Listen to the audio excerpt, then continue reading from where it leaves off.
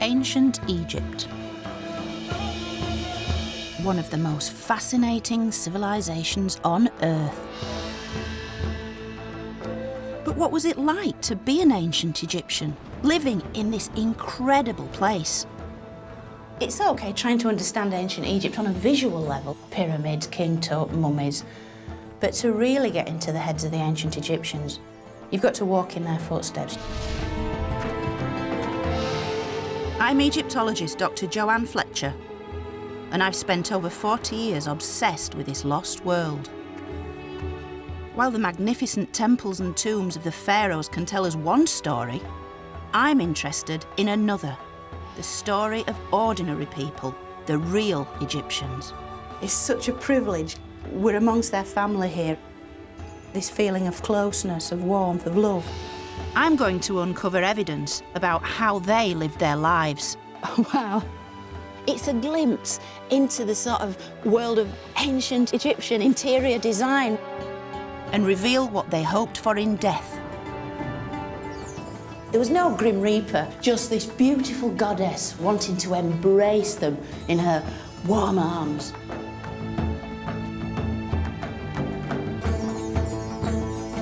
And there is one very special couple I want to get to know as I journey to their desert village home and examine the treasures from their tomb. You can only imagine there's pride and joy at receiving such a mark of royal favour as we discover what life was really like in ancient Egypt.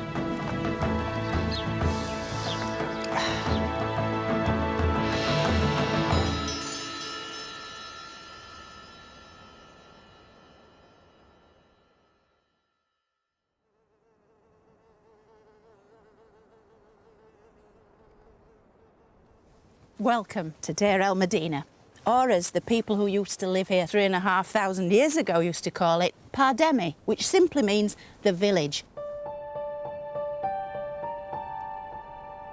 Today, this village feels remote and inhospitable. But 3,500 years ago, this community lay at the heart of ancient Egypt. Situated on Luxor's west bank, it was a suburb of Egypt's great city, Thebes. Now, this is the landscape of kings and gods, pharaohs, and yet these are the homes of ordinary people living ordinary lives. Men and women, aunts and uncles, grandparents and kids, they all lived here in this tightly packed community. And by reimagining how people lived, in the colours, the sounds, the smells, we have an instant gateway right back 3,500 years to these ancient people who lived here in this remote little village in the desert.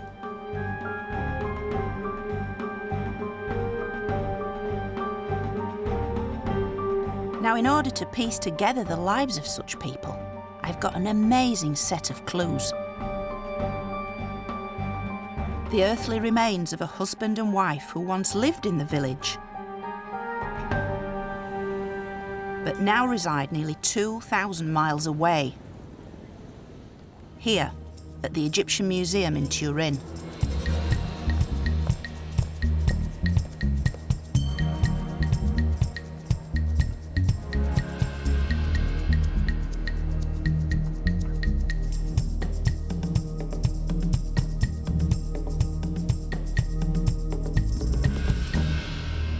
Meet Ka and Merit.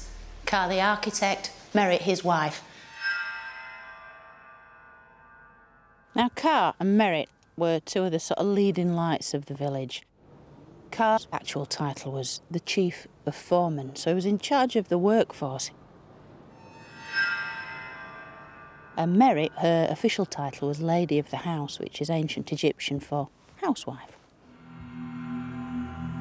This is the only known statue of Ka. Almost certainly an idealised image, it nonetheless suggests a proud and rather handsome man. And this death mask is one of the few representations we have of Merit, which reveals a soft and very beautiful face. And although these mummies have never been unwrapped, what lies beneath has been revealed by X-rays and CT scans. We know that Ka, who stood about 5'6", was a very striking-looking individual with a rather prominent nose and a great fondness for lots of black eyeliner. But then when we turn to his diminutive little wife, Merit, a very dainty little lady, standing about 5'2". She also had a long, crimped wig of dark brown, wavy hair, which would have made her look really, really beautiful.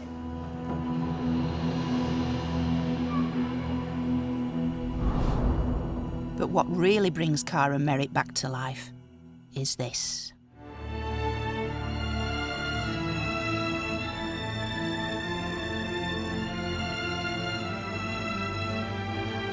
The collection of objects discovered in their intact tomb in 1906, where they had lain undisturbed for over 3,000 years.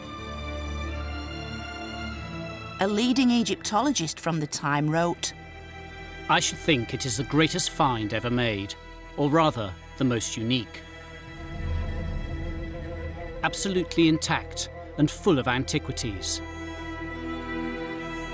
The passage and burial chamber are choked with chairs, beds, boxes, vases." Arthur Weigel, 2 p.m, 15th February, 1906.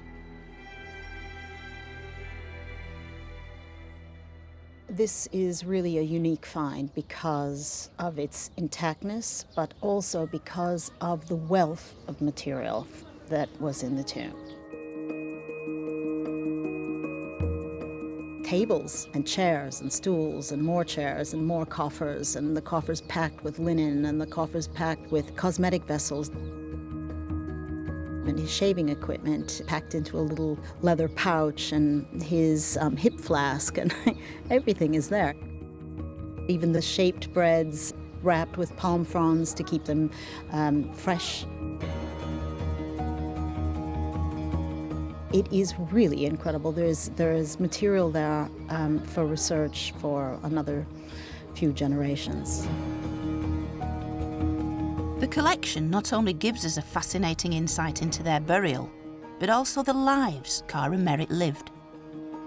The finds ranging from death masks and coffins to their most intimate belongings used in life, like this, Merit's beauty box.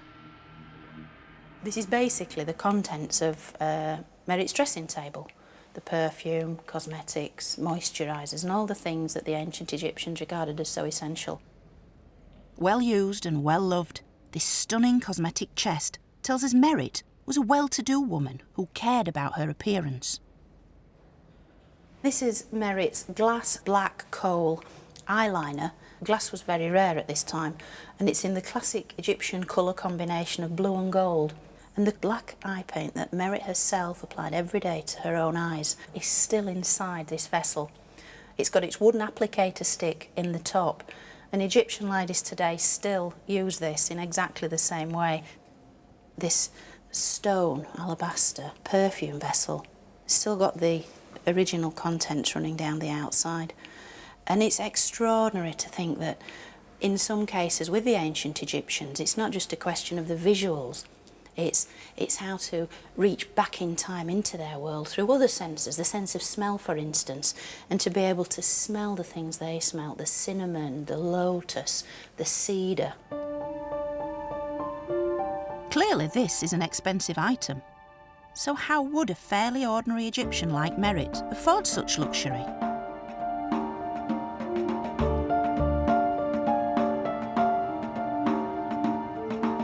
The answer lies in the village and the very special occupation of its inhabitants. For these were Egypt's tomb and temple builders. From the foreman to the stonemason, from the draftsman to the carpenter. And they all lived here with their wives and children. And about a mile to the northwest is where they worked. The most famous cemetery on earth. This is the great and majestic necropolis of the millions of years of pharaoh life, prosperity and health in the west of Thebes, or as we know it today, the Valley of the Kings.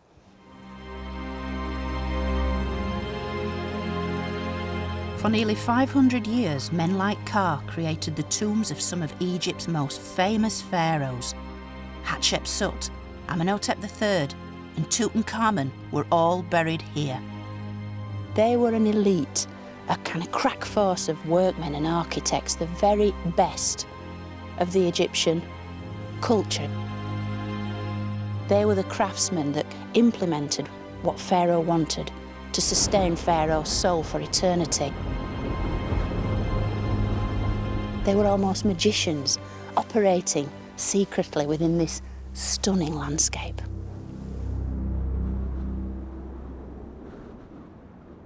But I'm getting ahead of myself, as the life story of Ka and Merit begins back in the village. Here I want to explore how they may have met and fallen in love.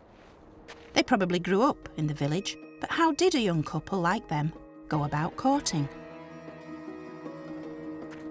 To find out, I don't have to go very far, as here on the outskirts of the village is the Great Pit. It's a long-abandoned attempt by the villagers to find a groundwater source. They dug down and eventually reached more than 50 metres. They wanted to become self-sufficient in water, but sadly for them, they never did. And yet what the pit did become was a community dump. It became a mine of information. As when this pit and its surroundings were excavated by archaeologists, they made some remarkable discoveries. And this is what was found here. Literally tens of thousands of these pieces of pottery and stone, some with pictures, many more with words, giving us the real history of the village, because these are their notes, their reminders, their love songs, their laundry lists, the very voices of this village. And some of these voices tell us about falling in love. Your hand is in my hand. My body shakes with joy. My heart is so happy because we walk together. To hear your voice is like pomegranate wine. This is a typical love poem, written on papyrus as well as stone or pottery fragments. They capture the feelings of young lovers. They're so common, it seems our village was a real hotbed of passion. Every single one of the love poems from ancient Egypt come from this village except one. Some of the titles are really evocative. There's Your Love, Down to the River, All Night and All Day, and the rather suggestive Shedding Clothes. I go down to the water to be with you and come up again with a red fish looking splendid on my fingers. Oh, my warrior, my beloved, come, look at me. And it's nice to imagine that such beautiful lines of love played a part in the courtship of Ka and Merit. Today we might seal the deal with a proposal, engagement and marriage, but some ancient Egyptians seem to have taken a rather more direct approach. Ka may well have signalled his commitment to Merit by bringing her his bundle. To bring the bundle meant you wanted to indicate your desire to move in with the person who took your fancy. The bundle is thought to have been a kind of dowry, consisting of everything the man owned. It's likely that presenting it to your intended was one of the first steps to setting up home together. However, this didn't always go to plan, as one villager recounts. In a note the man left, he tells us this very sad story. He lists all his worldly goods, which I must say aren't that impressive. Then he tells us he went to the woman's house, but all her family simply threw him out. And as he says himself, so I went again with all my property in order to live with them. And see, she acted in exactly the same way and threw me out again. You can almost feel his outrage, because this woman has not just turned him down, but all the things he could bring with him. Presumably she was unimpressed by the size of his bundle. We can assume Ka suffered no such indignity. as evidence from the tomb suggests that he and Merit were a loving and monogamous couple. The scenes on this beautiful box show Ka and Merit seated together to share the offerings which will sustain them in the afterlife. But in life too, we also have clues to their devotion.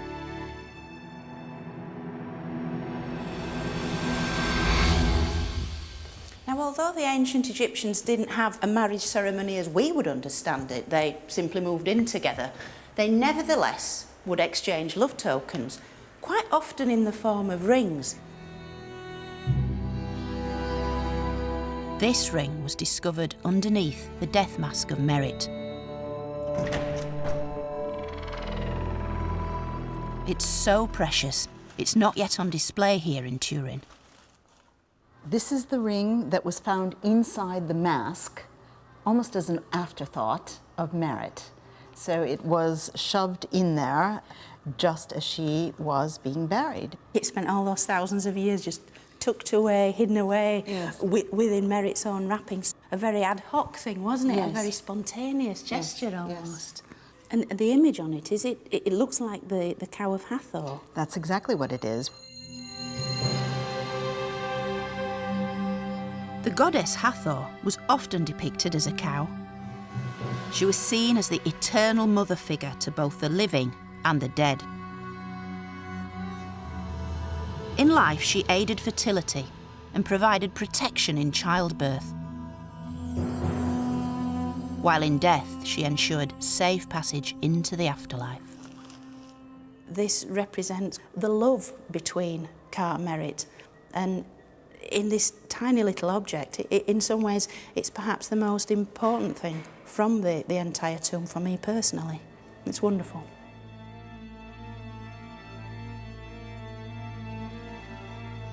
Ka and Merit lived in a glittering age in Egyptian history. Sustained by the annual floods of the River Nile, the Egyptian state had existed for almost 2,000 years.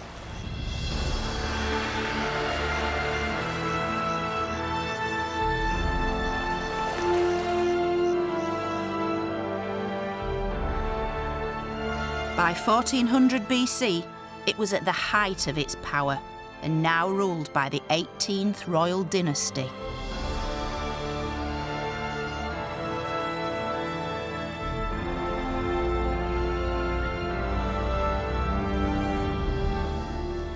Its kings are among the greatest names of ancient Egypt. We have the so-called boy king, Tutankhamun, the great female pharaoh, Hatshepsut, and the so-called bad boy, the heretic, Akhenaten. But really, at the very heart of all this is Akhenaten's father, this man, Amenhotep III, the dazzling sun god himself, and the very personification, at least he thought, of ancient Egypt's greatest deity, the sun. He's my favourite pharaoh because he presided over a golden age when ancient Egypt really did rule the ancient world. And this is the very pharaoh who was Ka's boss. Ka worked for him. Ka's job was to ensure the pharaoh's immortality. He did this by helping design and build some of Egypt's most extraordinary monuments, both tombs and temples. This is one such project from the reign of Amenhotep III. The Solar Court in Luxor Temple. It's a revolutionary design as it moved away from the dark and cloistered shrine to an open celebration of the sun. In return, like all state employees, Ka and Merit were given the things they needed in the village. A home, a tomb, food, water, even servants. This was the highly organised world of the middle classes. Women had rights, many kids an education, and literacy was far higher in the village than elsewhere in Egypt. In Ka and Merit's time, the village consisted of about 20 houses. And while we don't know exactly which one was their house, it was almost certainly one of the larger ones, here at the northern end. Perhaps even this one. So, we go into the front room here. And this would be an area really where the sort of women of the house hung out, chatted, gossiped and so forth, kids running in and out up the stairs. Around the corner into the perhaps most important room in the house. And here, I absolutely love this. This is built-in furniture. It's kind of like a divan, a chaise longue, if you like. And this is where the gentlemen of the house would sit of an evening, drinking beer, having a chat. Then back up here, up this little step, and then into this area, which is quite a considerable size for a room like this, and probably storage, but also a bedroom where the beds or the sleeping mats would have been placed. So as we progress a little further into the highest part of the house, we come into a storage area, maybe for clothes, but almost certainly for food and drink also, because this area directly adjoins this wonderful fitted kitchen. And this is extraordinary because we've actually got the built-in oven at the back of the house. We even see these on the Ostraca when they're doing little sketches of ladies blowing into the oven to keep the fire hot, and then they can cook the bread and so forth.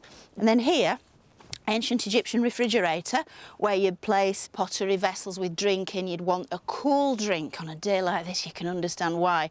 And the only way to do this was to sink the vessels into a pit deeper in the ground. Little tiny temporary roof over it to keep it as chilled as possible. So fridge, oven, they've got everything they needed. And of course, at either side aren't rooms of this house, but these are the neighbours' houses. These are a terrace street, if you like, of back-to-back houses of the sort Britain had in the Industrial Revolution. So the neighbours were never very far away, and the concept of privacy, certainly in this little corner of ancient Egypt, was a completely unknown thing.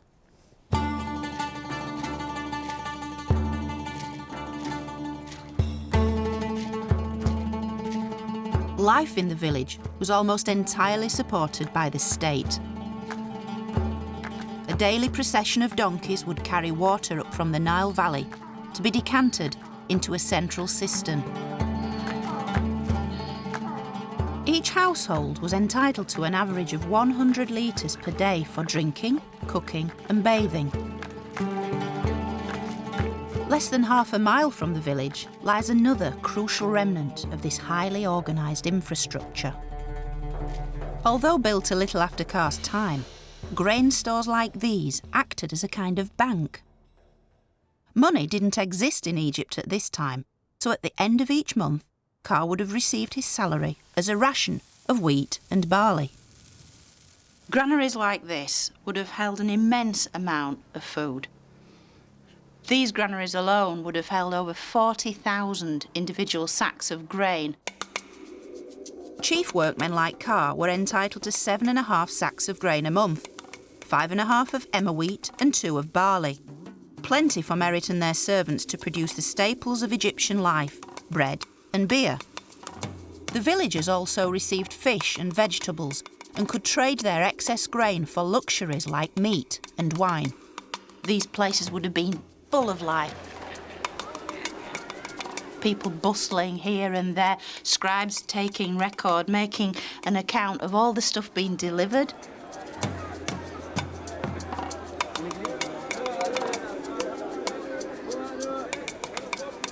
A constant stream of men carrying sacks, depositing them here, people coming to collect their rations. It's a simple system, but one that endured, fueling Egypt's success and political stability for thousands of years. Indeed, it was a system so important it was represented on numerous tomb walls. These scenes are from the tomb of the scribe Menet, contemporary with Car himself. Here we can see the whole process of the wheat and barley being harvested and distributed. And here the principal food it produced, bread. Car and Merit had no less than 50 loaves of bread in their tomb.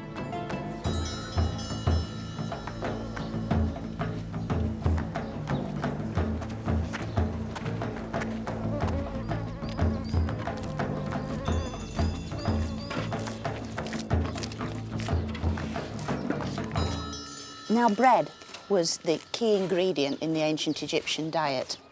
The ancient Egyptians added many different things to it. You could add dates or honey to make it sweet, or savoury things, cumin seeds, coriander seeds, all manner of different ingredients to really vary it. And in the tomb, there's a whole range of different sizes and shapes, including what appear to be gingerbread men, little shapes of fruit, flowers and animals. Although they didn't have yeast as such, the technique of combining flour, water and salt to make bread is virtually unchanged in 3,500 years. I mean, this is a completely timeless scene. This fabulous mud brick oven is typical of the ovens we find in ancient Egyptian settlements.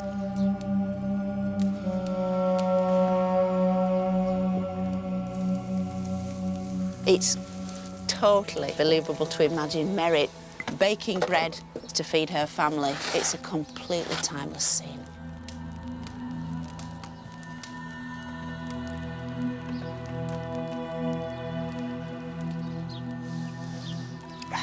How is it?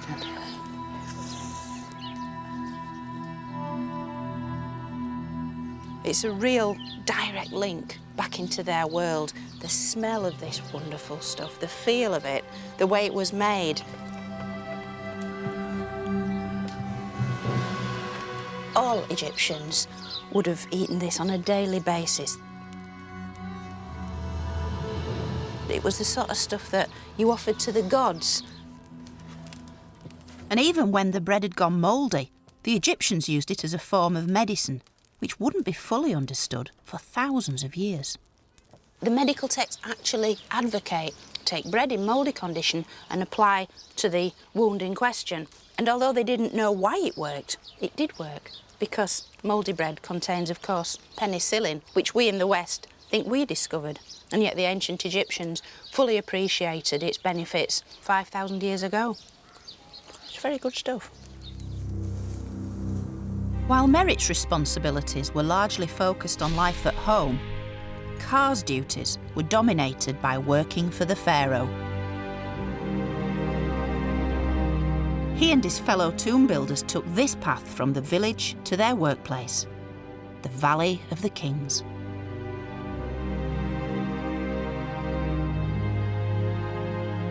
It starts here at the southern end of the village, and then it follows that path there, see, right up over that col, and then we go straight up and over the top of the mountain. Ka and his workforce would have regularly made this journey, sometimes camping out during the working week in small huts in the valley.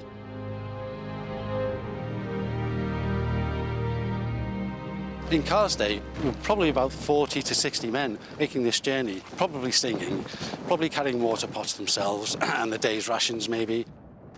Ka must have walked this path hundreds of times, first perhaps as a carpenter, but eventually as the royal architect and overseer. So if we've been walking about 45 minutes in full sun and it's really, really hot, then Ka and his men coming up this path to work, they do the walk and then they had to do the work. Exactly. Their regular commute took them further west into the land of the dead. In fact, from up here, you can see why this place was so carefully chosen, as it mirrors the ancient Egyptian spiritual beliefs. If you worship the sun as a god, then 2 times of the day take on special significance. Sunrise in the east and sunset in the west. Sunrise is the birth of the god, so the east is the land of the living. Sunset is the death of the god, so the west is the land of death. So they picked this spot to make the tombs for the dead. This one spot, life, death. The Nile Valley, the Valley of the Kings. And it is that stark, isn't it? It is.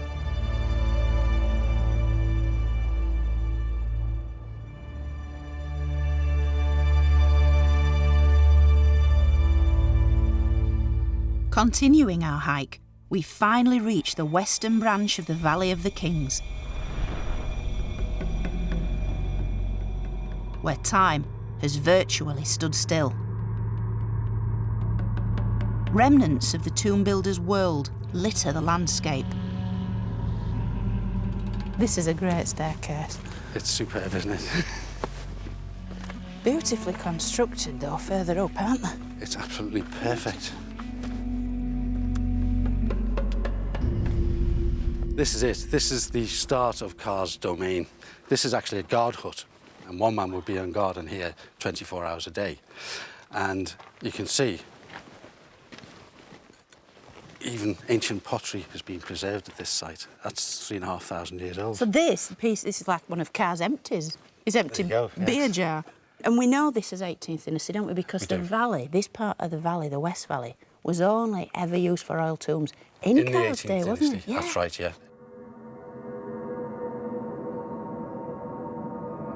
The guards in these huts maintained a watchful eye over everything that went on in the valley. What he was guarding against was obviously tomb robbery for the pre-existing tombs. But while the new king's tomb was under construction, the materials used in the construction of the tomb were also very valuable. Metal. Copper, the copper chisels especially, the paints, the plaster, the oils for the lamps. This was all very valuable material. Although deathly silent today, 3,500 years ago, these walls would have reverberated with the sound of Ka's construction teams. There'd be the mallets hitting the chisels in the tomb. There'd be pounding of the people making the plaster, the mixing bowls for the paints. And there'd be the voice of the overseer telling people off or telling people to do this, to do that. Building a tomb for the king was hazardous work, although not all the dangers are immediately obvious. Apart from the normal hazards of hitting your hand with a mallet or getting cut with a chisel, falling off scaffolding, breaking legs, falling down the tomb. The other risk is because this is a wadi, it's a dry riverbed, there are flash floods now and again, and all this would come crashing down. And they would have to run.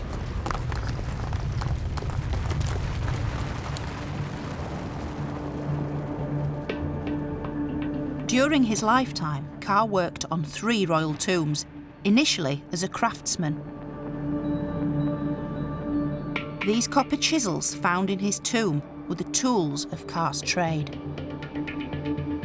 He then rose to become royal architect and the overseer responsible for the design and construction of at least 2 pharaohs' tombs.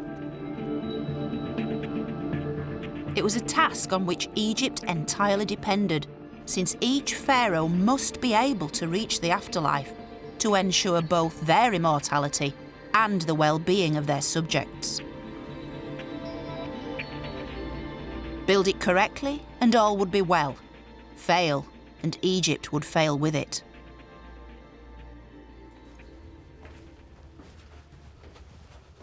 So how did Ka and his men actually undertake this most onerous of tasks? I'll follow in your footsteps. Right. This is tomb KV25. Thought to have been started for Amenhotep III's son Akhenaten, it was left unfinished when Akhenaten suddenly moved his capital away from Thebes. It's as if the workmen only downed tools yesterday. Nice. So you can see, Joe, the unfinished wall. It's been chiselled smooth, but it hasn't been plastered. And you can actually see the gouge marks of the chisels where they've gouged out the material. What a treat to be able to see this kind of working surface.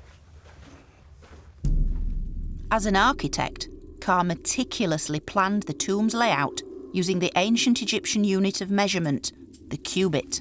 In modern terms, the cubit was roughly 52.5 centimetres long. And it is subdivided into what was called 7 palms, the palm of your hand. 1, 2, 3, 4, 5, 6, 7. And on the end, we have 4 fingers there. Perfect. Perfect. The way this would be used was marking out and measuring your way down the tomb. In fact, you can see the dots there where they've been marking out. You see? As they came down. It corresponds exactly. Indeed. And it's so usable, look So at simple. that. Elegant. It is elegant, isn't it? And at the end of the day's work, Ka could fold it up, pop it back in its leather carrying case and take it home. Just imagine Carr and his team of 30 or 40 men toiling in this extreme heat and choking dust. And to light their way, all they had were these simple oil lamps. I think being down here in the dark with a lamp like this really increases the respect I have for Carr and his workforce, that they were able to create such sublime monuments with such simple tools.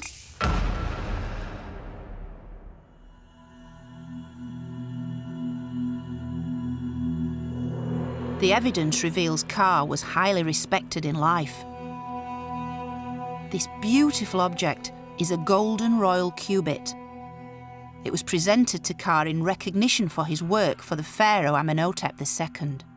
It can only be equated to a kind of carriage clock or an engraved tankard that you're given for good service. And you can only imagine Carr's pride and joy at receiving such a mark of royal favour. And had the ancient Egyptians had a mantelpiece, this would have been on it. But I think the true value of this special cubit is the fact it's been personalised to such a great degree, and it actually sums up Carr in a single item. It's the tools of his trade, and yet it's been embellished. The inscriptions on this are wonderful. So many little details about Carr's career, about the fact he built a small shrine or temple, not even in Thebes, further north at a site called Hermopolis, so he was clearly active outside of Thebes.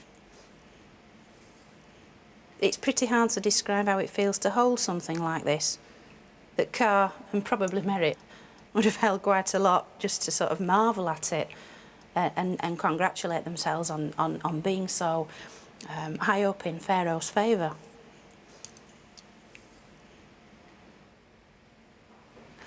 I love it, I absolutely love it. With Carr's career on the rise, he and Merritt also started a family. Childbirth is a risky time in any woman's life, and certainly in ancient Egypt. Merritt would have sought help from Hathor, the pre-eminent goddess of motherhood. All ancient Egyptian women wanted to be like Hathor. She's like a modern female celebrity that all women aspire to be. She had it all, and she was worshipped here. This is the funerary temple of the great female pharaoh Hatshepsut at Deir el-Bahri. Situated just 2 miles from the village, it's located at the base of the very cliffs in which Hathor herself was believed to reside. But how might the goddess have touched Merritt's life? These columns are each one topped with the image of the goddess herself, the face of a beautiful woman, but with cow's ears poking through the mass of hair to reflect the goddess's cow-like, docile, sweet nature. She's seen as an eternal mother figure that can nurture all those around her, who would then take care of your soul for eternity and allow you to be reborn each morning with the rising sun. Ordinary people like Merritt could not enter the actual temples themselves. These were sacred places reserved for the clergy and the pharaohs. So Merritt would have turned to a more domestic form of worship. Now this wonderful thing is an exact replica of a bowl found in the village, and it shows the double heads of the goddess Hathor. I think they very much regarded this as a potent talisman, almost like an amulet that they could have about the house to bring the beautiful face of Hathor into their daily lives. So whatever they put in it, be it food, beer, wine, even flowers, the contents would be almost sprinkled with a little bit of Hathor's magic. Yet Hathor wasn't only the goddess of fertility and motherhood, she was also the deity of sexual pleasure. And the evidence suggests that enjoying sex was as important then as it is now. This is a replica of a section of the so-called Turin erotic papyrus. What it shows are couples actively very actively having sex. The men all appear quite rough and ready. Some have receding hairlines, stubble, pot bellies. Each one has an enormous phallus. As for the women, they're very beautiful, very agile. Each has got a very exquisite hairstyle, fronted by one of these fragrant lotus blossoms. And so there's this desire to almost tap into the erotic. These aren't kind of showing women as slabs of meat simply there for male pleasure, not at all. These are active women engaged in acts of pleasure, acts of love. They're using sex as a kind of form of leisure, of entertainment, as well as doing it, portraying it. And while Hathor might have offered sexual inspiration, her presence was needed most during the dangerous time of pregnancy and childbirth. Women like Merit would have looked to her for protection. The outer precincts of the temple here at Deir el-Bahri were a focus for such worship. This faded scene is a rare representation of a pregnant woman, in this case the mother of the female pharaoh Hatshepsut. There she is as the unborn fetus, and you can just make out the gentle swelling of her mother's abdomen here as the unborn Hatshepsut resides within the safety of her mother's body. When the archaeologists excavated all around here a century ago, they found such amazing things as baby clothes that had been specially made with an image of Hathor, almost like a post-it note to the goddess. These will be left here in the hope that these women could conceive.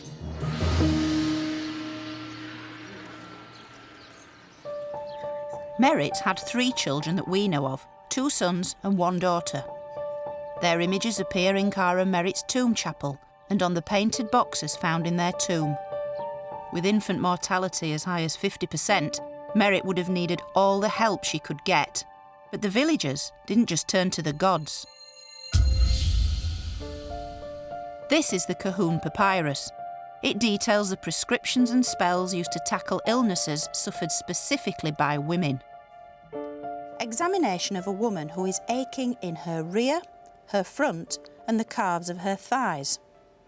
You should say of it, it is discharges of the womb, and you should treat it with 1 measure of carob fruit, 1 measure of incense pellets, 1 unit of cow's milk, boil, cool, mix together, and drink on 4 consecutive mornings.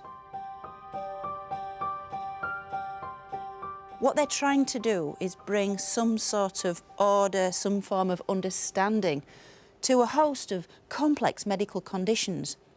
And in the root cause of many of the problems associated with women's illnesses is apparently a wandering womb, because the Egyptians thought that this part of the female anatomy wasn't fixed in situ, but would kind of wander all over the body. This bizarre condition had an equally bizarre cure. The woman would sort of stand over burning incense in the hope that the rising sweet smell of the fumes would encourage this wandering womb down into its proper place. And while today this may seem rather strange, such a diagnosis and treatment may have had some positive effect. Certainly to the woman in labour, to have a medical practitioner present reading out these medical prescriptions would have had an almost placebo-like effect. And I think that's the strength of documents like this, used in conjunction with all the amulets and all the magical spells that could be brought to bear by the village midwife. The recitation of texts like this would have brought a further layer of order to a very difficult and complex time in a woman's life. Alongside raising her children, Merit would have been responsible for her home. She's likely to have been just as house-proud as you and me. Yet far from the monochrome beige we see today, the world of ancient Egypt was a riot of colour.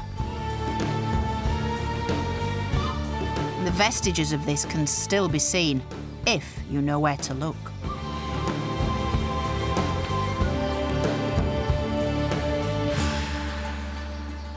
When we look up at the ceilings, the areas which have been sheltered from direct sunlight, the colours are absolutely superb. The condition, the brightness, the vivacity, they're sort of leaping out of the walls and ceilings right into our eyes.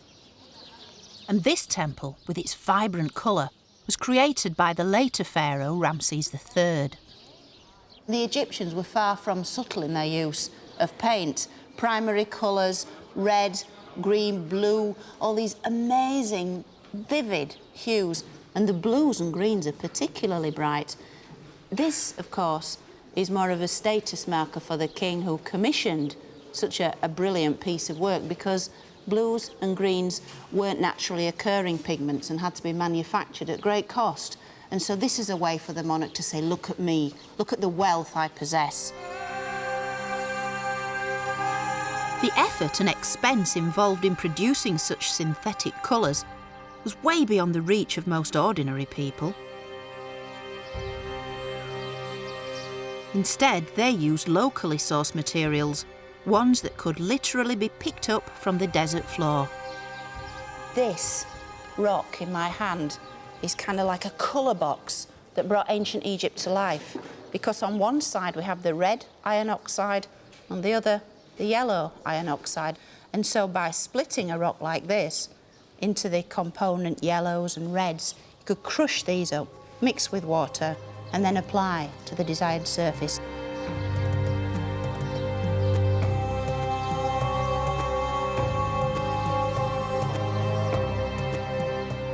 I think the best way to sort of try and reanimate these colours is probably to use that old standby, a little bit of spit.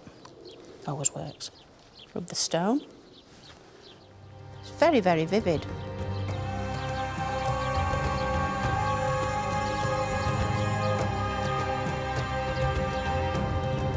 You can see the effect it has against white. So you have these two shades that for the ancient Egyptians really did reflect blood, life, vivacity, and then the yellow of the golden sun.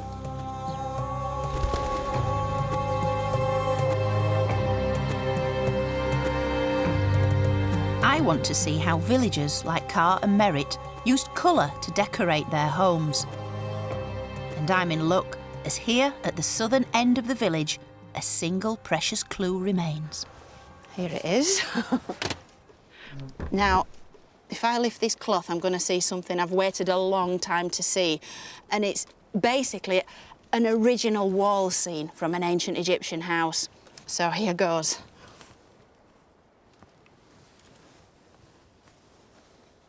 Oh, wow. It's a phenomenal piece. The colours are so fresh. It's a glimpse into the sort of world of ancient Egyptian interior design. It's the lower half of a female musician, and she's playing a flute. She's got gold bracelets, gold anklets. But the most exciting thing are these two tattoos of the household god Bez. So evocative, so warm, so sumptuous in its lavish use of colour, and these fabulous, fabulous leaves. Heart-shaped, draping down the sides to sort of inject some much-needed vegetation, greenery into this sort of desert environment.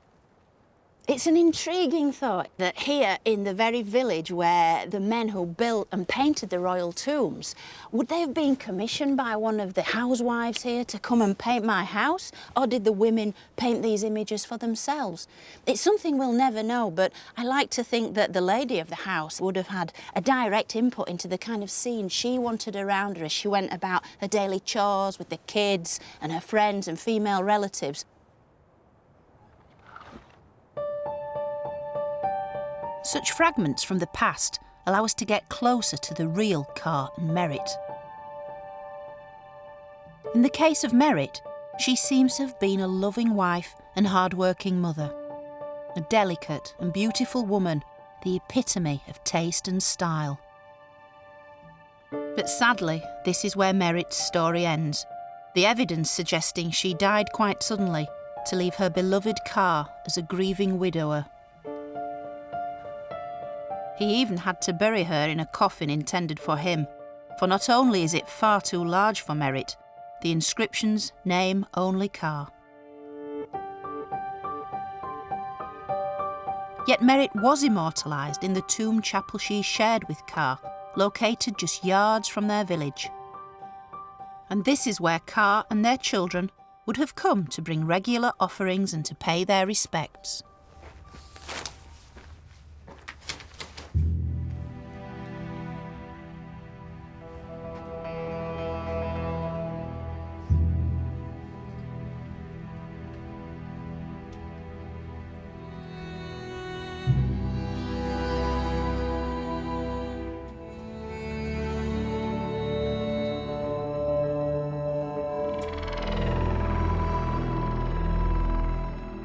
is such a privileged glimpse into their everyday life. We're amongst their family here, and that's what this whole tomb chapel chamber has all around it, this feeling of family, of closeness, of warmth, of love. What's interesting here is that Cara and Merritt are shown several times, and yet the one constant child that's with them is their daughter, Merritt, named after her mother. And this is Merritt the mother, here, and this is Merritt the daughter, behind her.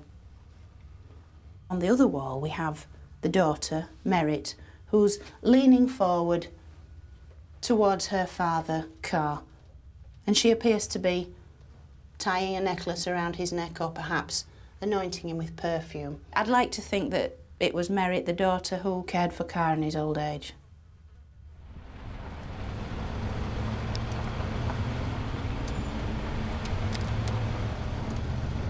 But what happened to Car, the proud and talented architect?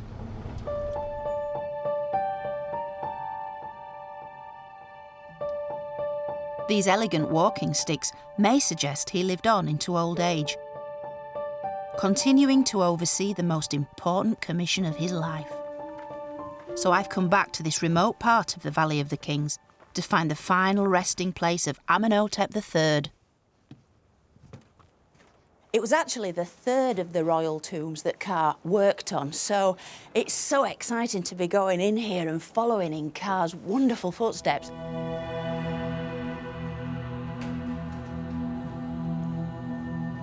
My enthusiasm is well-founded because the tomb, currently under restoration, has been closed for decades.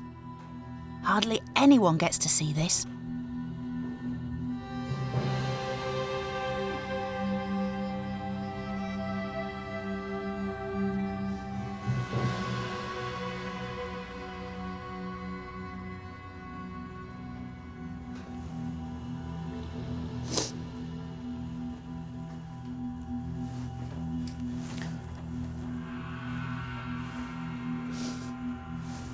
This isn't very professional, is it? Oh, this is so beautiful. It literally has brought tears to my eyes. It is so stunning. The colours are fantastic. It's exquisite. It's Amenhotep III being received into the care of the gods of the underworld. And there's Anubis handing out the sign of life to Amenhotep. Just think, Car and his men designing these images, just putting the king's vision into practice and just... Oh. Literally, it's taken my breath away. Look, the artist doesn't just come along with his blue paint and the palette and boshed on the paint. Somebody's taken the trouble to apply individual curls of hair here. Can you see the texture? The curls here. That's textured hair. And there also Amenhotep with Osiris, green-faced god of vegetation, new life and resurrection. And that's really what this tomb does. It's a time machine. It's the place where Amenhotep III's mummy would have finally been laid to rest. You can clearly see that no expense was spared, and for good reason. For this is where the pharaoh, then revered as a god, would dwell in the afterlife, his next seat of power. Oh, and down we go, deeper and deeper, into the underworld. Wow. It really does evoke this sense of going down into the subterranean underworld, into the blackness, into the darkness, into eternity. This elaborate network of chambers and stairways was designed to protect the royal mummy and all the glittering treasures which once surrounded it.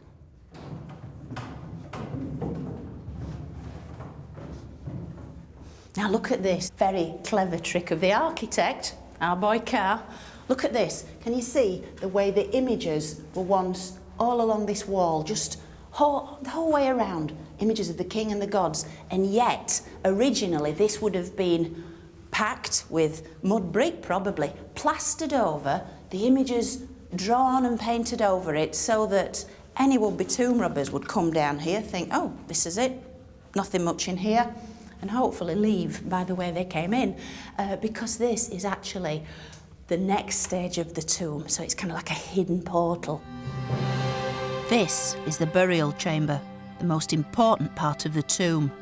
And there it is, the final resting place of one of Egypt's greatest pharaohs. A man considered a god, both in life and in death. How do you bury a god? Well, obviously it's surrounded, dripping in gold, semi-precious stones and the most beautiful funerary items, all of which would have been choreographed, planned by Ka and his colleagues. Everybody wants to take care of the king. Within the royal mummy dwelt the soul, the immortal soul of Egypt itself, this cumulative build-up of every royal pharaoh who'd gone before, resided within the mummy who once lay down there.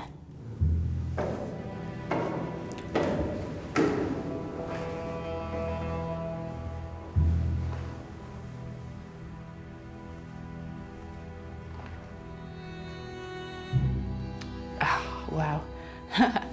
It's been 46 years waiting to see this tomb, and it's been well worth it.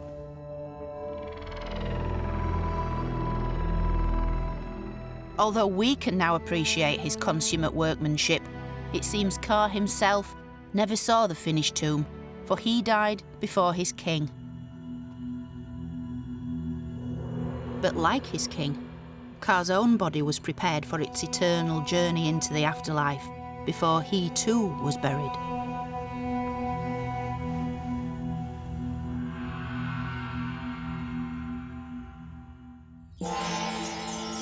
Since this journey has given us a chance to get that little bit closer to Ka and Merit, I think we could almost call them friends. Their worries and concerns are not unlike our own. Hard work, family, and above all, love. Yet this is only the beginning of their story.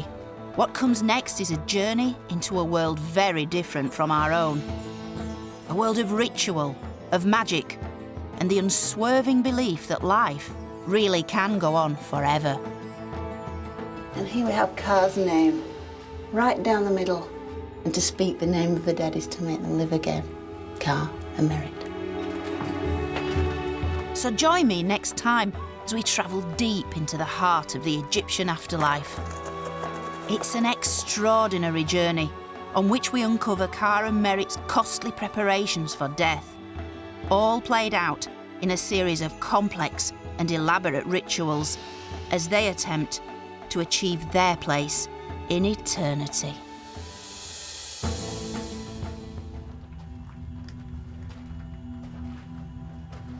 At the dawn of the 20th century, a unique discovery was made. It redefined how we understand life and death in ancient Egypt. How wonderful to have been in that team of archaeologists who came down that day in February 1906.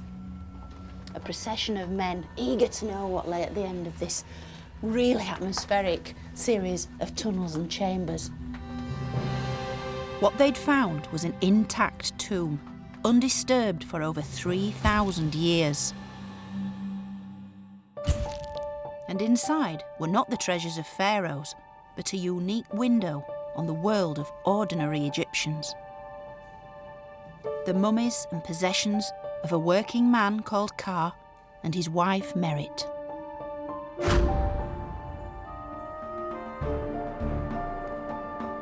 I'm Egyptologist Dr. Joanne Fletcher, and I'm exploring the world of Ka and Merit to find out about their lives and their deaths. Last time we looked at how they lived in their tiny desert village. We've seen where Ka worked, What a treat to be able to see this kind of working surface. what they ate, It's a direct link back into their world. The smell of this wonderful stuff, the way it was made. and how they relaxed. And this is where the gentlemen of the house would sit of an evening, drinking beer, having a chat. In many ways, their lives were quite similar to ours. But their relationship with death was completely different. Because to ancient Egyptians, life was really just a dress rehearsal for the perfect afterlife that they were trying to reach. I want to travel back into this strange and mysterious world. This isn't a funerary building. This is a building to keep life going. To reach the afterlife, they spent fortunes on funerary equipment, buildings and rituals. Carr's Book of the Dead would have been incredibly costly. And expected to face numerous trials along the way. This is the Great Devourer. All evil souls, their hearts were fed to this creature, consumed, and that was it, finished forever. So with Car and Merritt as our guides, we'll journey back into the world of death in ancient Egypt.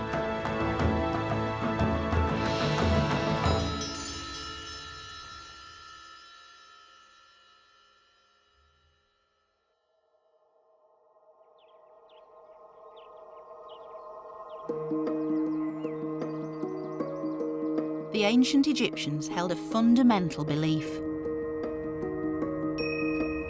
Your death was in many ways the most important moment in your life. If you'd prepared for it, you would enter the perfect afterlife. An idealised eternity based on life in Egypt.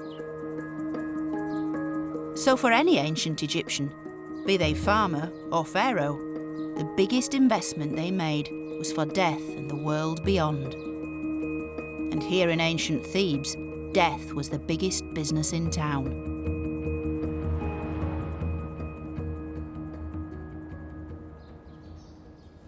Now, in this part of Egypt, death was the major employer, from the men who built these wonderful funerary temples and the rock-cut tombs, to the people who embalmed the dead, who provided all the funerary equipment they would need, the little funerary figures, the artists who composed the funerary text, even the florists who put together the huge bouquets of flowers offered to the dead in their tombs. This was the major industry. Our couple, Car and Merritt, lived at the very heart of this industry, in a desert village now known as Deir el Medina. It's close to the spectacular Valley of the Kings, where Car designed and built tombs for the mighty pharaohs.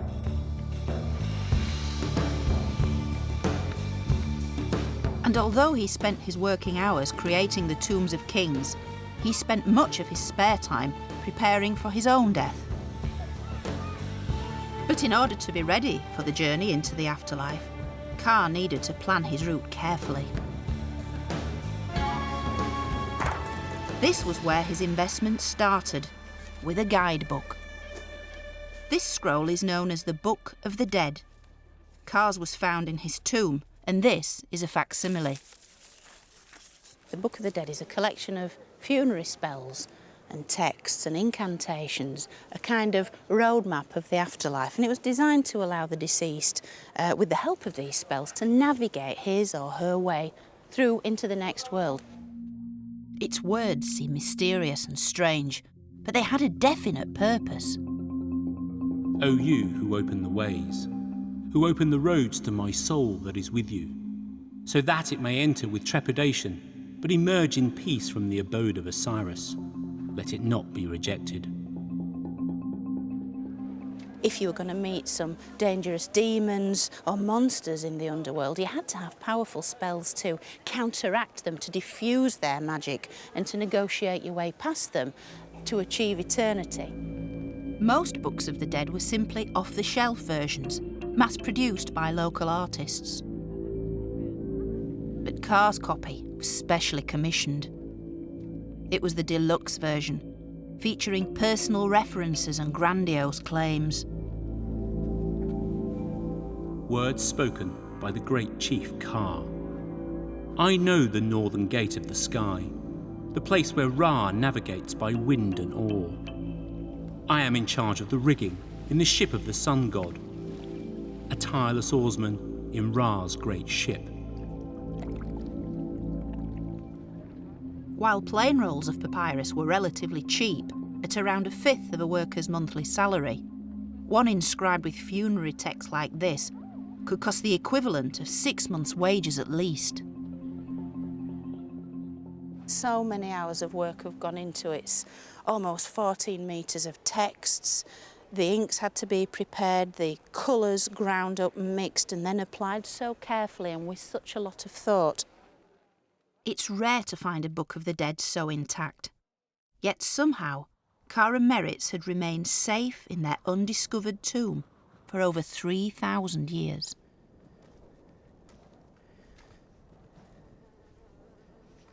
The only evidence that they had existed at all was this.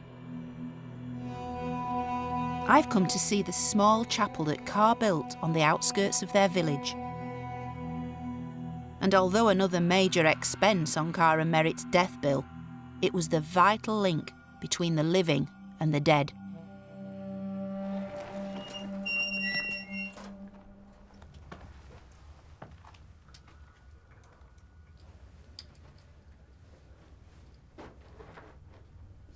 It's like a little jewel box of colour. You come in from the glare and heat of the desert and the cliffs, and you enter this little oasis of calm and quiet. The chapel is situated close to their house, because when these ancient Egyptians died, they simply moved across the street. And as the living and the dead existed side by side, this was the place that families could pay their respects. And looking around, the colours used are sumptuous. You've got the gold background. And then as the vaulted ceiling rises up, the artist's done something very clever. They've changed the palette to these blues and greens of the Egyptian landscape. The Nile is suggested, the sky is suggested. Very cooling, refreshing, and a wonderful juxtaposition of the gold, the blues and the greens. Blues and greens were among the most costly colours to produce, so Carr had clearly spared no expense.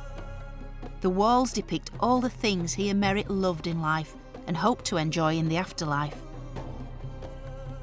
It is like walking into Kara Merritt's sitting room. They're all here, they're all around us. This isn't a funerary building. This is a building to keep life going. Kind of like a giant generator with everything that life meant to Kara Merritt encapsulated in this tiny little room. This chapel was the first clue in a trail that would ultimately lead archaeologists to Carr and Merritt's tomb.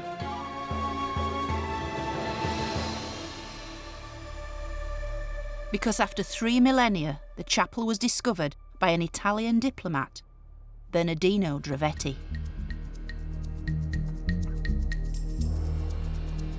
Appointed French consul to Egypt by Napoleon in 1803, Drovetti's main interest was amassing antiquities. I think it's safe to say that Drovetti's methods were very, very unscrupulous. He used a range of agents to basically ransack their way through ancient Egypt.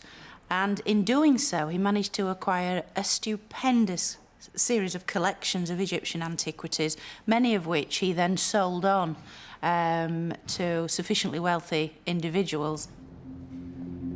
Drovetti sold his personal collection to the King of Sardinia, who put it here, in what is now the superb Egyptian Museum in Turin.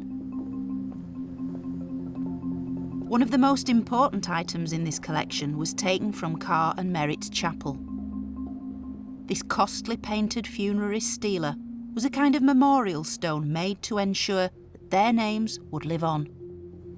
And its presence in Turin would eventually lead to the discovery of their tomb. It shows Carr twice, both left and right, worshipping the archetypal gods of the dead, Osiris, and then the black jackal-headed god, Anubis. And you can see he's praying to them for a long and successful afterlife. And then in the register below, it's kind of like a family snapshot, if you like. You have Carr and Merritt seated in front of a huge table full of food, drink, flowers. And then on the right-hand side, with the arm raised, is their eldest son, Amenhotep, and he's kind of saying his prayers to his parents. So, in effect, the next generation is wishing a long and happy afterlife full of good things. It's likely that this funerary stela was actually made during the lifetime of Ka. He would have almost certainly commissioned it and would have selected which deities he wanted, the kind of whole layout, the scenario, the colours. And this was a typical thing for the ancient Egyptians to do, to commission their funerary monuments in their lifetime so they could get things just right. And then, of course, after death, the images represented would magically continue to be effective throughout eternity. So it was kind of like good insurance for what was going to happen to them in the next world. The elaborate Book of the Dead, their chapel and its funerary stela were just the beginning of Ka and Merit's preparations for eternal life.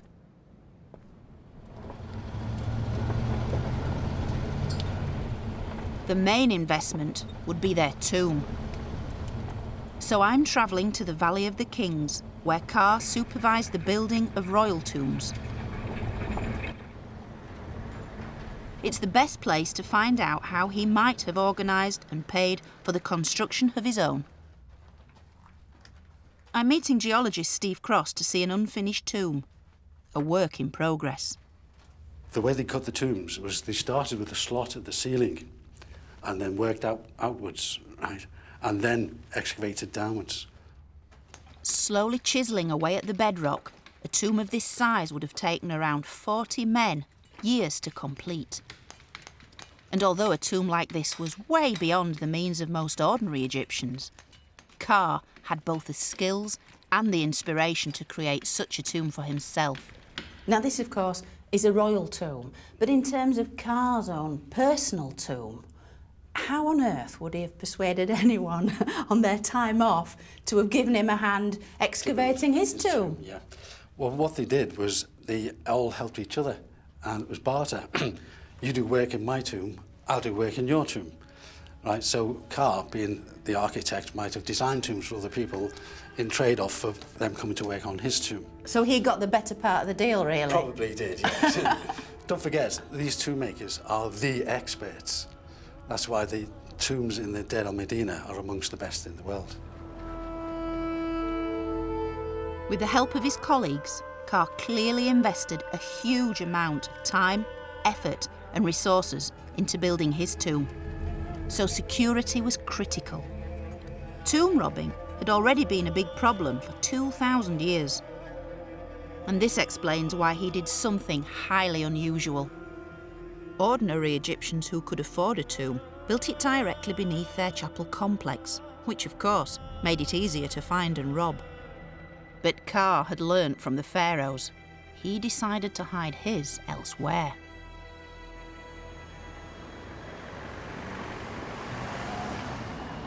It remained secret for over 3,000 years.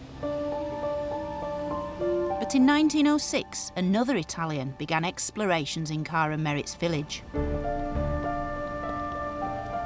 Egyptologist Ernesto Schiaparelli was director of the Egyptian Museum in Turin.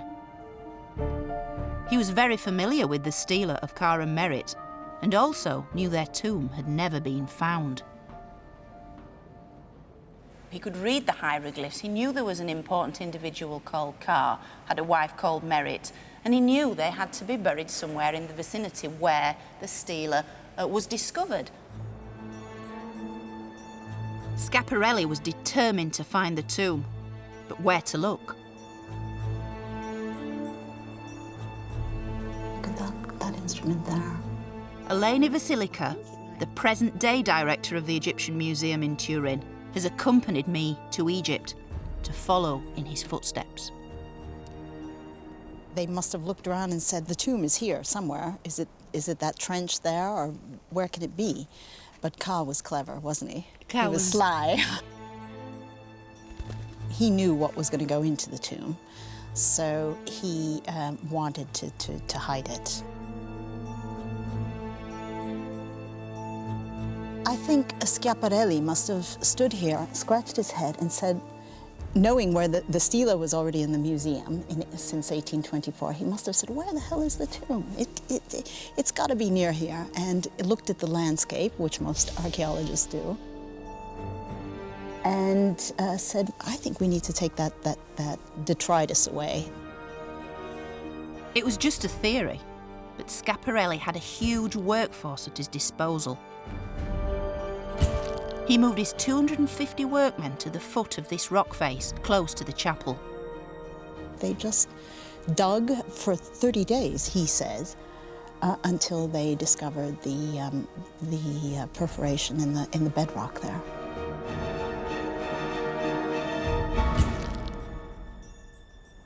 And then they came to a bricked wall, took that down, and then they saw the door. That must have been an amazing feeling. Yeah.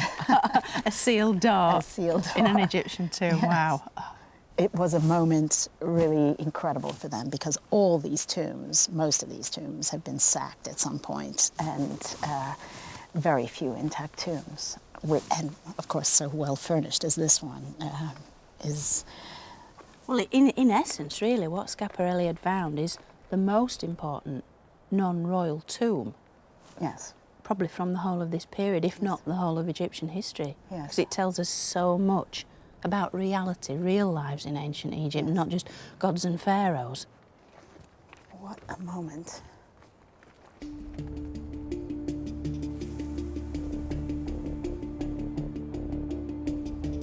Since Schiaparelli, hardly anyone's been into the tomb.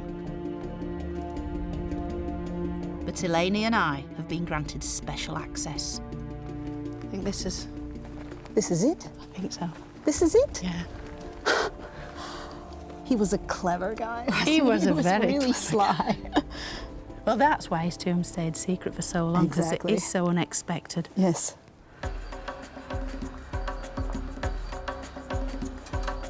Situated at the bottom of this rather deep shaft, getting down into the tomb is no easier today than it would have been in Car's time. Look at this. I don't believe it. Is that Schiaparelli was here? More or less. It says, discovered intact by the Italian Archaeological Mission in 1906. Oh, and look, they've written over the ancient red ochre marks Yes. of the draftsman sort of planning out the lines. There we go. These are the red ochre pigment that was applied by the workers as they were constructing the tomb to give them a sense of the measurements and so forth, and simply whereabouts to chip away. They had to keep this as close to plan as was possible, so they'd be using their equipment to give this lovely 90-degree angle here. It was blocked up twice. Well, that sense of excitement Schiaparelli and his men must have felt, because here they were, not just one intact doorway blocked, but two. Yes. Having removed the blockage from the second brick doorway, Schiaparelli and his team found themselves in a large antechamber. It contained Car's exquisitely crafted bed, beautifully painted pottery, and floral bouquets. But there was much, much more to come. Oh, it's really exciting approaching the burial chamber. And this is where, presumably... This is the door. And this is where Schiaparelli rapped on the door and then turned around and said, how about the key? So he must have known that he was onto a good thing. After having seen a bed out here, he knew there was more to Something find, beyond. and this was sealed. One of the men who entered the tomb with Schiaparelli was Englishman Arthur Weigel, Chief Inspector of Antiquities for Upper Egypt. He immediately recorded the astonishing sight.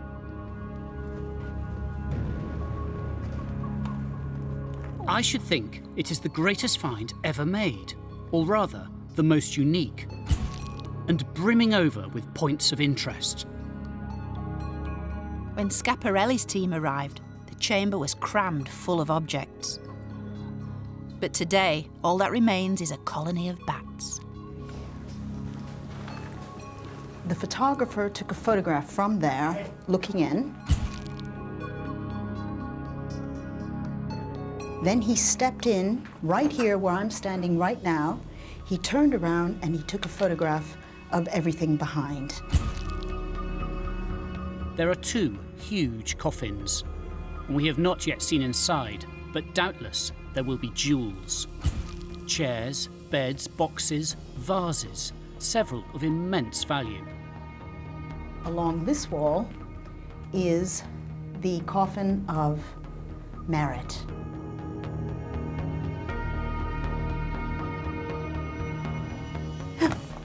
It's all right. This place is full of Yes. small bats. I know, thank you. Stand behind me. I'll protect you. And then that back wall, that was Ka's sarcophagus and coffin. Which was substantially larger than yeah, hers. yeah. In ancient Egypt, children didn't always inherit their parents' belongings. And almost everything Ka and Merit owned was sealed up inside their tomb to be used in the afterlife. So very few people have been privileged to come in here. And it makes so much more sense now, knowing all the material that was originally in here, the belongings of Ka and Merit, placed so lovingly and so carefully in here, and now displayed so beautifully in the museum in Turin. It's fantastic to be able to put all the pieces of the jigsaw together, to really get a feeling how Schiaparelli must have felt coming in here in 1906. It's a rare treat, it really is. The wealth of objects that had been discovered in the tomb testified to the great investment Ka and Merit had made. Of their hundreds of belongings, many had been designed and made at great expense, purely for use in the afterlife. This intricate statuette of Ka shows him with his palms on his starched kilt, a sign of humility before the gods. Such statues were idealised, a version of how the deceased wanted to look in the afterlife. It was also insurance, providing an alternative home for your soul in case anything happened to your mummified body. The kilt is also inscribed with a funerary prayer, and a small garland of real flowers still hangs around Ka's chest. One of the most precious purpose-made items found in the tomb is Merit's fabulous death mask. Made with great skill and with costly materials, the eyes, brows and decorative collar are made with coloured glass, which the Egyptians had only begun to manufacture in Ka's lifetime. Cheaper yellow ochre was often used to imitate gold, but Ka had chosen the real thing for Merit's mask, which is covered in precious gold leaf. But the most costly of all, worth well over a year's wages, was the coffin in which Merit was buried, again covered in gold leaf. Almost certainly intended for Ka, it is only inscribed with his name. But it was used for Merit because it seems she died first. But how did Merit die? Was it the result of a long illness, or was it a sudden death, perhaps in an accident? We've been granted special permission to examine Ka and Merit's mummies and their CT scans. In order to preserve the mummies, they cannot be unwrapped, of course, but the scans allow us to see what lies beneath the wrappings.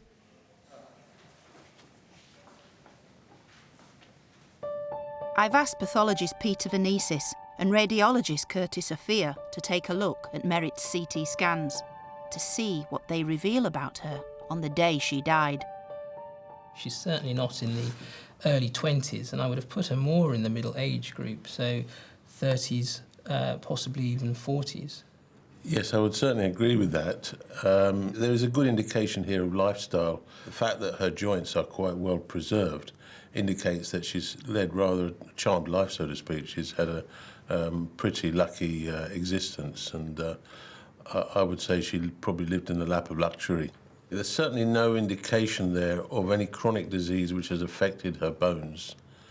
There's no indication that she has perhaps been lying immobile for a long time, because that would reflect in the density of the bone structure as well. So my feeling is that she's either had a very short illness or she's died suddenly, possibly unexpectedly. So Merit's death left Car little time to prepare. But the costly and time-consuming process of mummification had to begin immediately. Mummification was a way to preserve the body so it could provide a home for the soul in the afterlife. The process took around 70 days, and the first step was to remove the internal organs to prevent decomposition.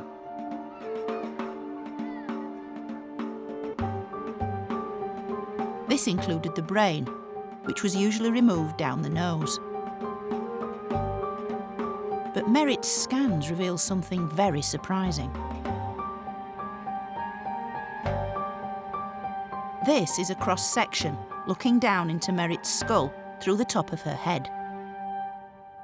As you can see quite clearly, this white feature is in fact her brain, which has fallen down to the back of her head and wasn't removed. So what? Why is this important? Well, what it tells us is that there were other ways to preserve the brain. The next step was to dry out the body, which took about 40 days.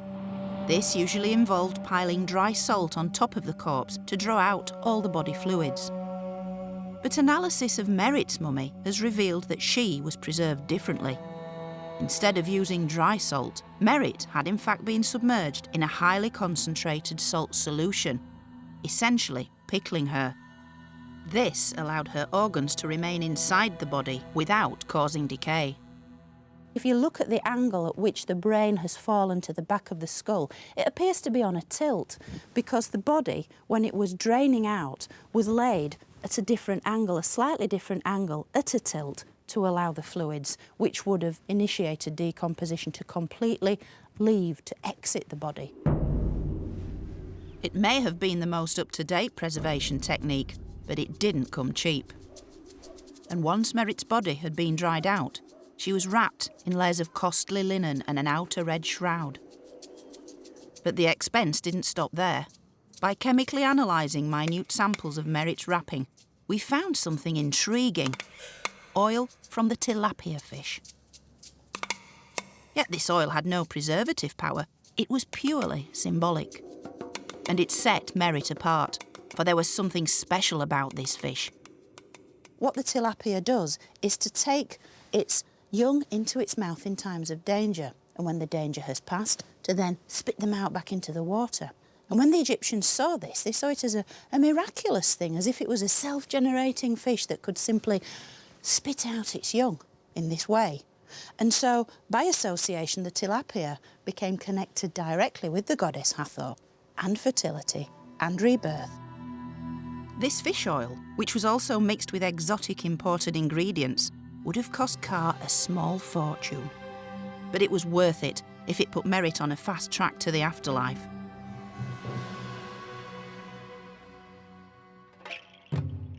But Car's efforts didn't even stop there. As in today's most exclusive nightclubs, the Egyptians knew that they had to look their best to gain admittance to the afterlife. The scans reveal Merit was all dressed up for death. And under her wrappings, she still wears an amazing array of jewellery. So what today would form a treasured inheritance went with her into the afterlife. The most striking piece is this huge, broad collar necklace. And to find out what it looks like, I've come to the Petrie Museum in London. It houses one of the most comprehensive collections of Egyptian jewellery in the world. Now, what we've got in front of us here is an absolutely superb broad collar necklace. It's the typical Egyptian necklace that you see in the tomb scenes and in the art. And it's basically made up of numerous little moulded amulets that have been made in these sumptuous jewel-like colours. And this is exactly the same thing that Merit still wears. Her mummy is still adorned in this beautiful broad collar, which we can see on the image of Merit here.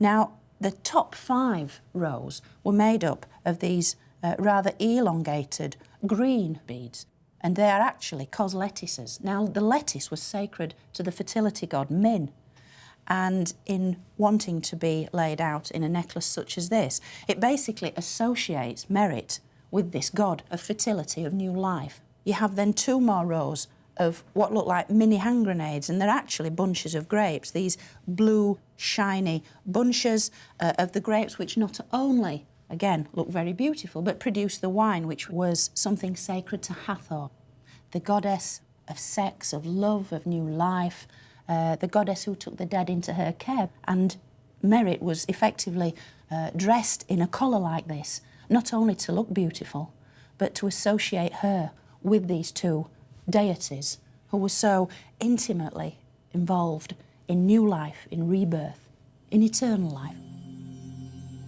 As well as the broad collar, Merit wears 2 pairs of huge gold earrings, and around her waist, a belt of gold cowrie shells similar to this one.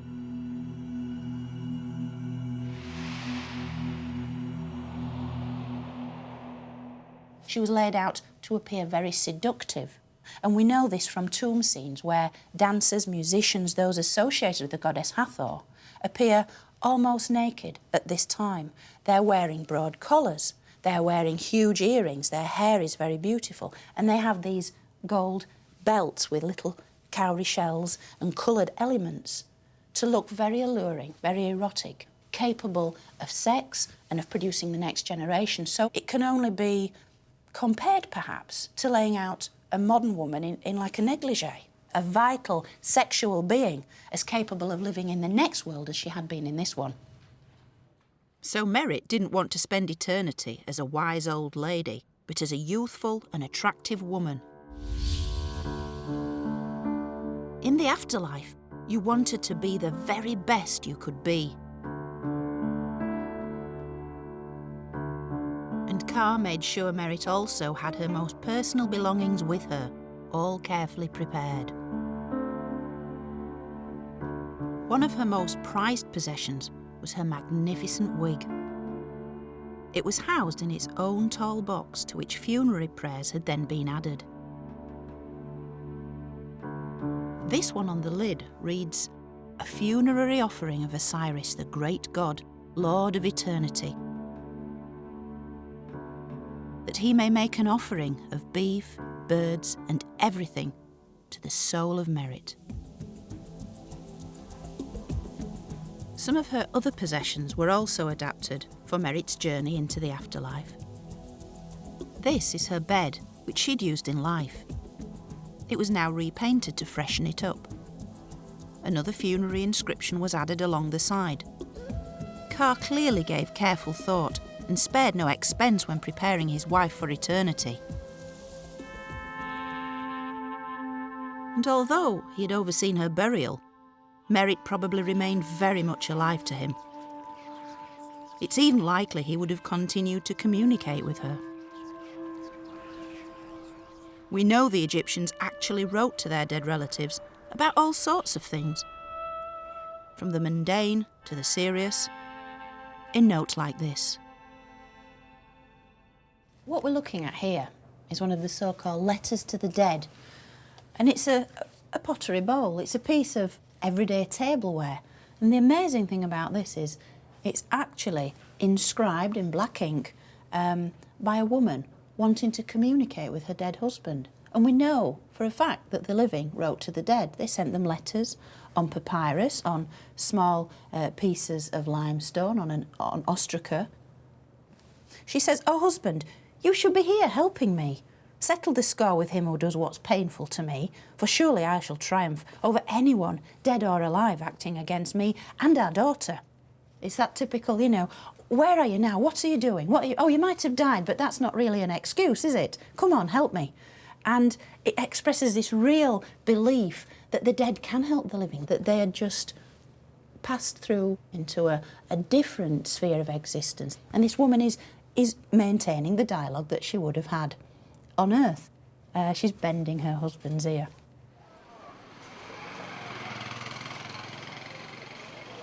But the ancient Egyptians didn't only communicate with their dead through writing. They also did it through play.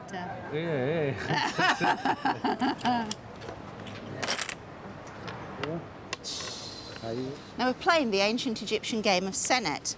It's a board game that the Egyptians absolutely loved.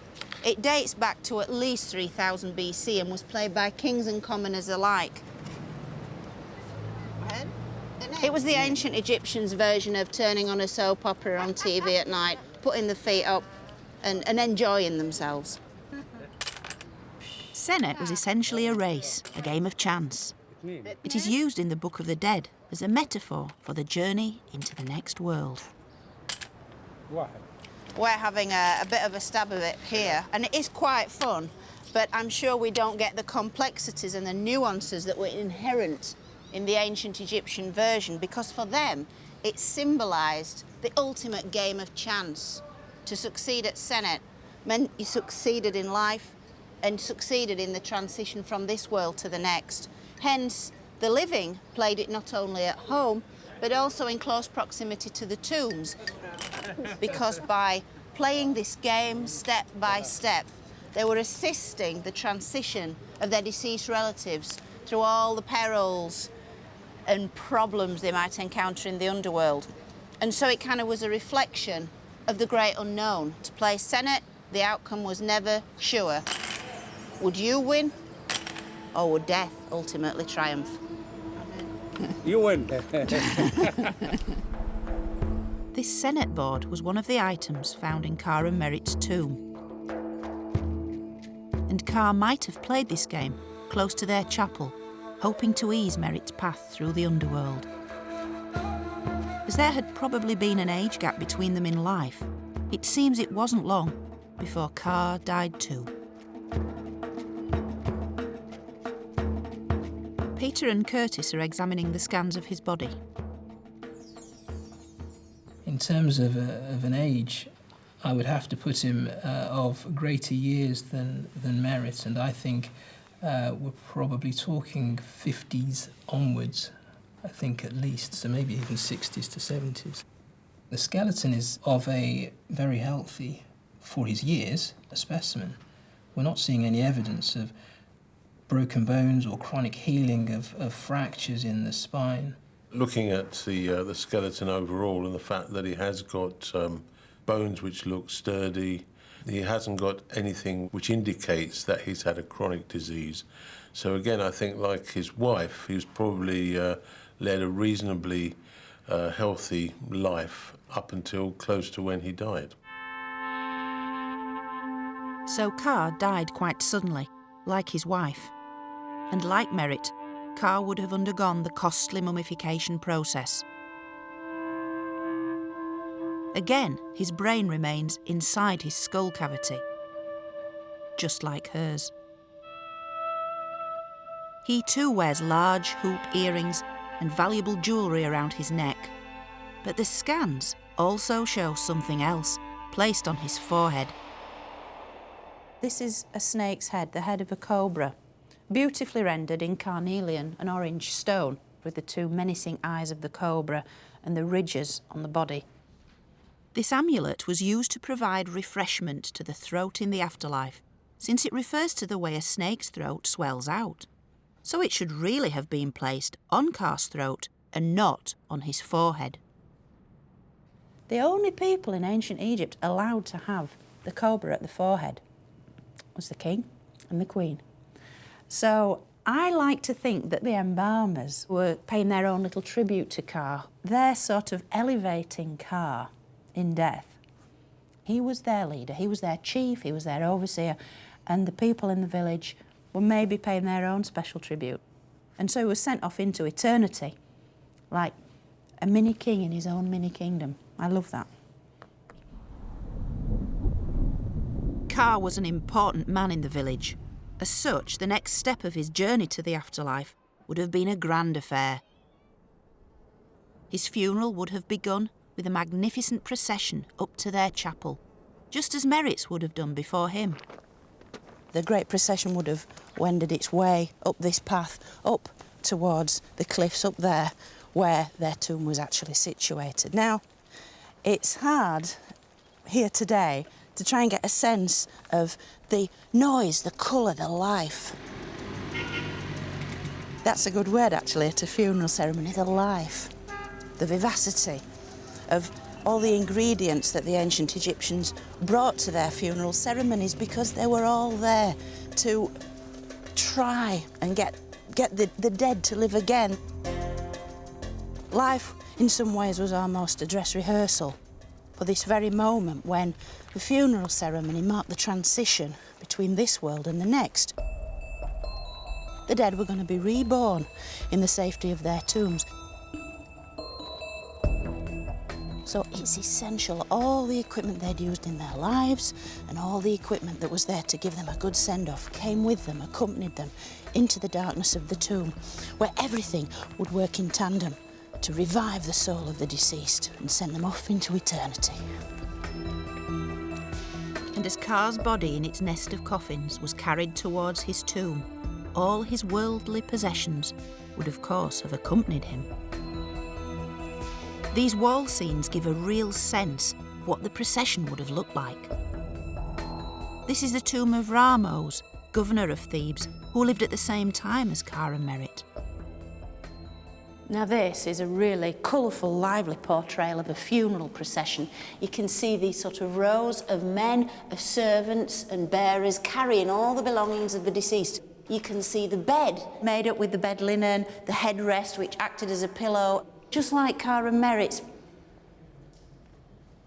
You've got these beautiful painted wooden boxes carrying all the personal items of the deceased, a walking stick just like Ka's. Then you've got the chair of the deceased, just like the one that Ka would have sat on that was found in his tomb. You've got all sorts of things, the jars of perfume, the flowers, the food and drink. A funeral on this scale didn't come cheap, and these scenes reveal yet another expense. These are professional mourners. They were hired to make the maximum noise possible to give the deceased a great send-off, because the higher the decibel level, the more important this individual was. Their plaits are dishevelled, and if you look really closely, they're crying. They're such professionals. They're crying so much, forcing themselves to produce tears, that their thick black eyeliner is running. And any women that wear mascara understand the problem. You start to cry, the makeup runs down your face. And the artist, the ancient artist, has portrayed this so beautifully with these sort of dots of black coming down the women's faces. Once the procession had reached their chapel, it was time for yet another elaborate and opulent ritual. The opening of the mouth ceremony. A 75-stage sensory assault to reanimate the soul of the deceased within their mummified body. In order for this to happen, every one of the 5 senses needed to be reawakened. Having dragged the huge black sarcophagus of Ka all the way up here on ropes, the bearers would carefully raise up Ka's black and gold anthropoid coffin to place it here, looking out, exactly where I'm sitting today, as if Ka was preparing to be relaunched into the next world, if you like. It would have been a very dramatic, profound moment for the family as Ka once again stood upright in front of his tomb chapel. And at this point, the son, the eldest son, Amenhotep, would have stepped forward with the special adze or chisel. He would have touched his father's mouth symbolically, like this, to reanimate his power of speech, of breathing, so the eyes would have been magically opened, the ears touched, so Ka could once again hear in the next world, and all his senses restored. The ritual would also be performed on Ka's statuette, his insurance policy, should his mummified body be destroyed. And it was vital that the sense of smell was restored, so incense too will be presented. The Egyptians loved to present flowers to the dead, from the characteristic water lily or the lotus, the white and blue lotus, which are often shown in tomb scenes being literally pressed against the noses of the deceased so they could inhale that fragrance. To restore the sense of taste, delicious food offerings were presented. And after the opening of the mouth ceremony had finished, the the funeral party moved on to the tomb for the final burial, where an entire banquet was laid out. This was for Ka and Merit to enjoy in the afterlife.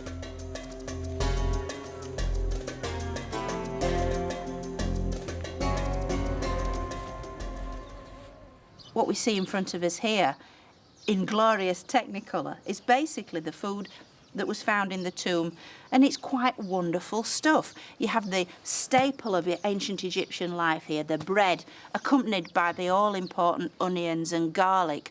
And this was the standard sort of workman's packed lunch, one of these on a daily basis, with the garlic here. That's your kind of ancient Egyptian packed lunch, glass of beer, an ancient Egyptian ploughman's.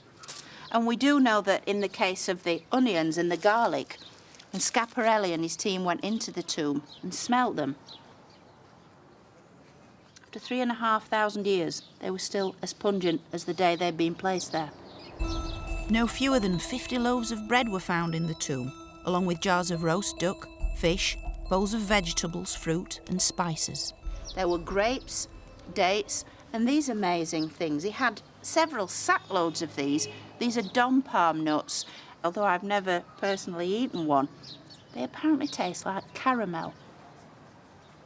All this kind of food in the tomb of Ka and Merit, set out very carefully as a kind of formal banquet for the deceased, would have allowed the very souls of Ka and Merit to have enjoyed the very essence of all this food. But Ka's Book of the Dead shows he wanted his afterlife to be fueled by drink as well as food. Now this is spell 148 in the Book of the Dead, which is basically the spell for provisioning the soul of the deceased in the next world with all the food and drink that they need, as well as the desire for goose, for beef, for wine and so forth. The basis of Ka's wish list is the standard bread and beer that form the basis of the ancient Egyptian diet for rich and poor alike throughout the whole of ancient Egyptian culture. And in fact, the word beer does appear rather often. Here with the twisted symbol, the small black one here, and then this wonderful determinative of the beer jar. But it's this repetition of the word beer, this desire of Ka to have beer to drink for eternity, if you like, an eternal supply of beer, which can be no bad thing.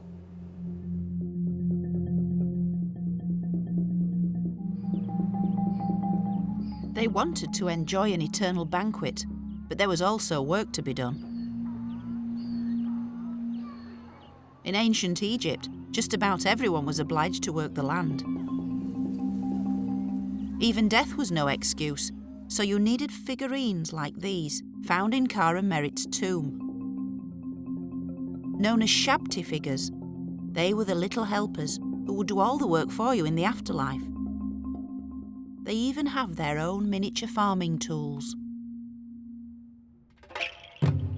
So with all the work taken care of, Ka and Merit, like all ancient Egyptians, intended to have a really good time. And this is clear to see from the scenes in their chapel. It's okay trying to understand ancient Egypt on a visual level. Everybody does that, pyramids, king tut, mummies. But to really get into the heads of the ancient Egyptians, you've got to walk in their footsteps. You've got to experience the senses they experienced, and one of these, a crucial one, is sound. What did it sound like to be in ancient Egypt? And this is Ka and Merit giving us an idea of that. Here we have Ka and Merit's band. These are the musicians playing their music to sort of lull them into eternity. And it's quite a pacey number because the lute player's legs are shown asymmetrically to give a kind of sense of movement, maybe dancing.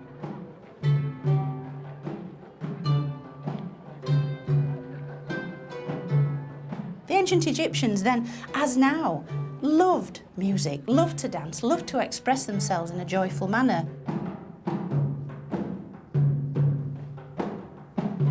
These musicians are from the University of Cairo.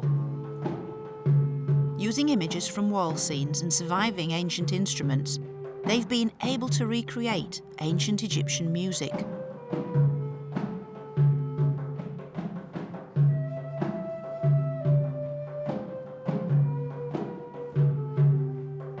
Ka was finally laid to rest in his tomb. His large black sarcophagus was already waiting for him. The belongings of Ka and Merritt were set out all around them and covered in dust sheets. Then, leaving the lamp still lit, the funeral party left the burial chamber, sweeping away their footprints as they went and locking the wooden door behind them. The workmen then bricked up and plastered the 2 successive walls and backfilled the tunnel with rubble. But Ka's journey into the afterlife was not yet complete. No matter how much you'd spent, there was one final test that all Egyptians must pass.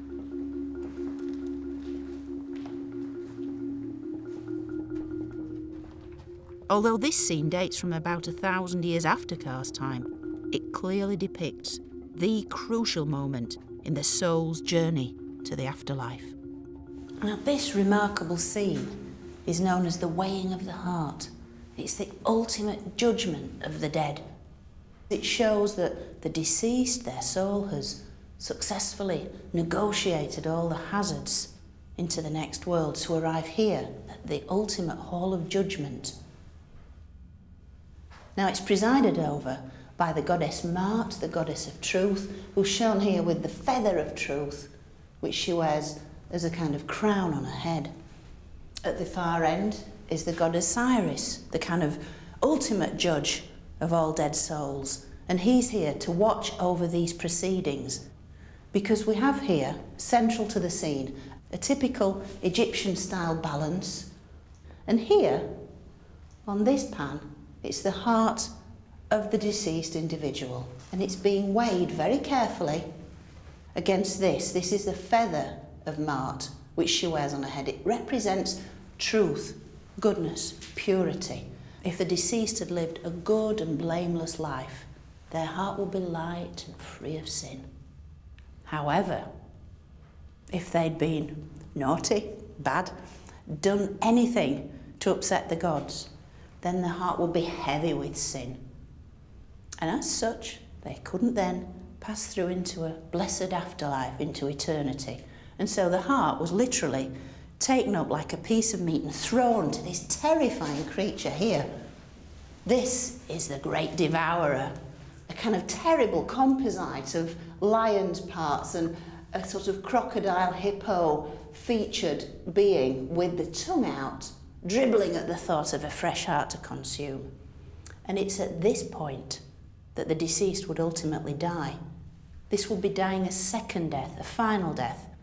Earthly death isn't anything to be afraid of because you pass through into it simply another state of existence, if you've been good. All evil souls, their hearts were fed to this creature, consumed, and that was it, finished forever. But once again, there was something you could buy to help you through this final trial. And Ka's scans show that on a chain around his neck, there is also a large amulet known as a heart scarab. This example from the Petrie Museum gives us a sense of what it actually looks like.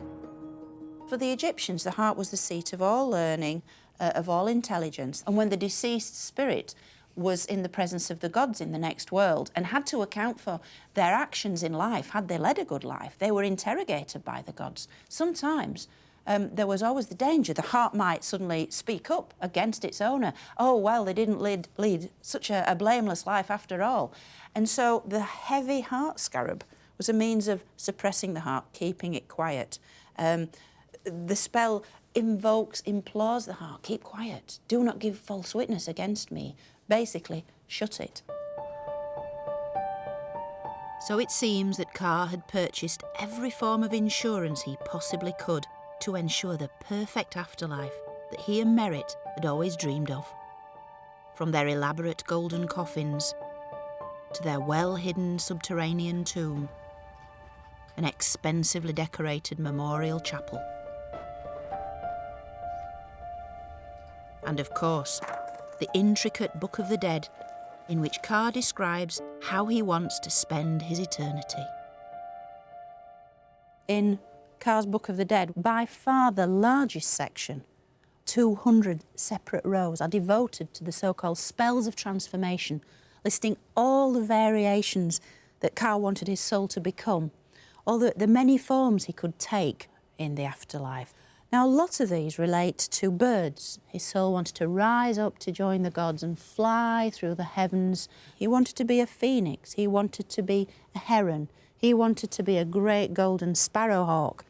And yet I think for me what is most poignant is that in addition to all these various things that he could become at will, his heart's desire was simply to sit with his beloved wife Merit in a garden in a summer house.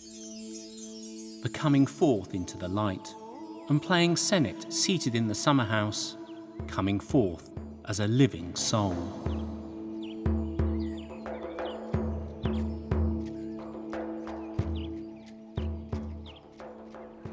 Now, for us in the modern West, it's all too easy to see these elaborate preparations for death as completely pointless.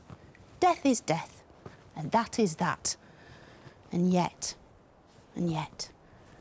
having met Carr and Merit, having entered their world, I think they've really achieved a kind of immortality, because 3,500 years later, we're still talking about them. The ancient Egyptians truly believed that to speak the name of the dead was to make them live again. And surely they do.